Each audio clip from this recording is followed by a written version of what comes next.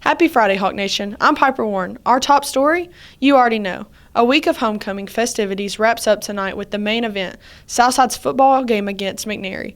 Oh, and did we mention the homecoming queen will be crowned as well? More on that in a minute. We start with the big game. It will be the Hawks' first home game since September 8th. The team is 1-2 Region 6-4A and needs a win tonight if they're going to make it to the playoffs for a 7th straight year. The Hawks have a region win over Liberty and region losses to Hardin County and Chester County. We have a big region matchup this week with McNary. We have to win this game Friday night to have a chance at making the playoffs for 7 consecutive years. We're coming off of a bye week in fall break, which is really good time for us. We've been beaten banged up, had some guys beaten banged up, so we had a week to get them back healed up and clean some things up, and we're really excited to get back home at the Hawks Nest against McNary for homecoming Friday night at 7 p.m. Tickets are available online only at GoFan. The price of admission gets you into more than just a football game. A homecoming game is always special. The halftime show will include a routine from the cheerleaders and performance by the band. The homecoming court will be presented before kickoff. Southside crowned its first homecoming queen in 1956, just weeks after the school opened. Tonight we crown the 66th queen in school history. It will be one of the two seniors, Madeline Brooks or Liliana Ramirez. This year's court also includes freshman representative Ava Coley, sophomore representative Cameron Shelton, and junior representative Harley McClintock. We caught up with Madeline and Liliana. Here's what they had to say. I was excited because I tried last year and I fell short. But, yeah, I'm excited. Thank you for voting for me. And I was just really surprised because running for homecoming was a really last-minute thing. Thank you for everyone who voted for me because this is a memory I will remember about high school forever. You can see more about the history of our homecoming queens on the Hawk TV Facebook page. Now we turn to the fine art department.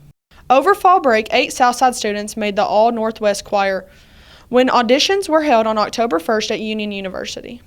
Would have liked to have had more, and because some ran into scheduling conflicts, and then some just don't understand the importance.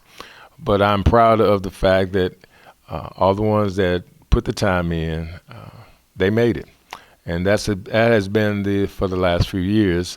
Performing an All-Northwest concert in November will be Michaela Coe, Dido Trow, Amber Anderson, Jemiah Pittman, Anna Martinez, Destiny Cole, Brianna McDonald, and Dallas Weddle. The concert is usually held at Inglewood Baptist Church. In past year, many of Southside students who made All-Northwest have been offered scholarships to colleges and universities. Well, here at Southside, the goal has been to be one of the premier groups in West Tennessee, and we'll try to make sure that we're on the radar, filling the needs of universities in this area and outside of this area. So we tailor-make the program to what universities are looking for. And so it's been going quite well for the last 3 or 4 years. Now we circle back to a story brought to you in our last episode. With the new security measures in place, we wanted to know what students thought about it. You'll get their answers after a brief update.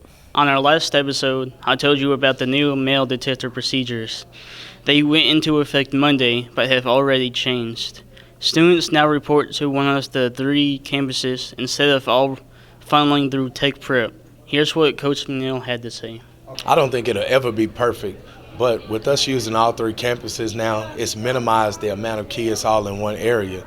And what we're looking to do with that, we're thinking about the future. You know, how cold it's going to get in the winter, if we get rain or anything like that. So now we have all the kids are protected and covered. So I think with each passing week, we're going to get a little bit better with it. Let's hear what some of you had to say. I don't freaking know. Why are you asking me? Anybody else? I'm in the middle because I get it's like safe and all, but I think that the way that they're doing it should change. It suck. I'm late to class every day, and I get yelled at in the morning. It made me late to class every day, but I'm glad they're trying to keep us safe. I feel like it's a little too much. It take a while. It's a little extra, but I guess protection and, stop them vapes. I feel like the metal detectors is a lot. And it take up a lot of time in the morning. We having stuff to do, work to get done. Everybody be behind. It's just too much. Yeah, and then, when they be, getting our stuff, they be telling us that they not gonna zip it up, and we gotta zip it back up.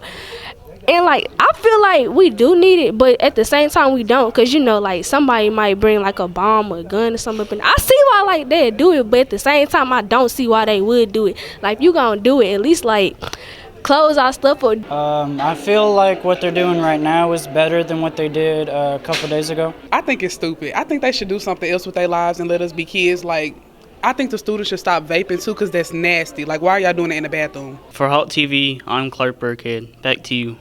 A school-wide fire drill was held during Second Block today as part of the Fire Prevention Week. As a public service to students, we present this video. Pay attention, it could save your life. This short video will teach you about some changes to what you should do when a fire alarm sounds on your campus. The fire alarm is designed to sound if there is a fire and allow for everyone to get out of the building safely. We want you to know that all of your school's fire drills will be pre-announced. Your safety is our top priority, and the new fire alarm procedures are designed to keep you safe in the event of a fire or in the event of an active threat on campus. The main things to remember about the new fire alarm plans are very simple. Anytime a fire alarm sounds, we want you to look, listen, and then take action. Everyone must take all fire alarms seriously. We want you to always pay attention to your surroundings and report suspicious people, cars, or situations. If you see something, we want you to say something to a responsible adult. Here's what you should do when a fire alarm sounds. Listen carefully for instructions from your school's safety team members, teacher, coach, or any adult in charge. If you are not in class, you should proceed to the nearest room where there is a responsible adult and follow their instructions. If you are not in class and you see or smell smoke or an actual fire, you should leave the building immediately and report to a teacher or responsible adult once you are safely outside. When an alarm sounds, there will be several things happening at the same time. They are all designed to keep you safe. First, your teachers will look out the window of the classroom to make sure it is safe for you to go into the hallway. Students, you will begin to move toward the door and remain inside the room until you're told to leave by your teacher. We will look and listen before opening a classroom door, and again, look up and down the hallway before exiting the classroom into the hall. If at any time a dangerous threat, other than a fire, is seen or announced, we will follow our active threat plan procedures. Leave your book bags and personal items in the room. They slow you down. Remain alert and be aware of your surroundings at all times. Walk quickly, but do not run unless there is an active threat or a fire. If you encounter heavy smoke or fire, look for another safe way out of the building.